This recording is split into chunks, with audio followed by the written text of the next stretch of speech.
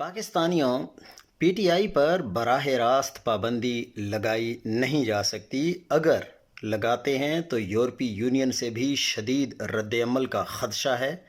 اس لیے P T I پر پابندی کا مختلف طریقہ کار اختیار کیا گیا ہے، جو کہ آپ لوگوں نے بیرسٹر گوہر نے پریس کانفرنس کے درمیان اس کا ذکر بھی کیا کہ انہوں نے بتایا کہ الیکشن کمیشن نے پی ٹی آئی کو سیاسی جماعت تسلیم کرنے سے انکار کر دیا ہے۔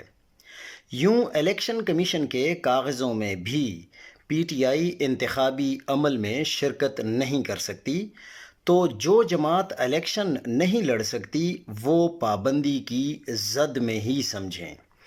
اب اس سے اگر یہ اسی طریقے سے چلتے ہیں اور عمران خان اور پی ٹی آئی کو الیکشن ہی لڑنے نہیں دیتے، تو لازمی سی بات ہے کہ اس کو یہی سمجھا جائے گا کہ جو پاکستان کی 80 سے 90% کی عوام ہے، ان کو الیکشن کے پروسیس میں شامل ہی نہیں کیا جائے گا۔ تو کیا اس سے ملک مضبوط ہوگا یا ملک میں مسائل بڑھیں گے؟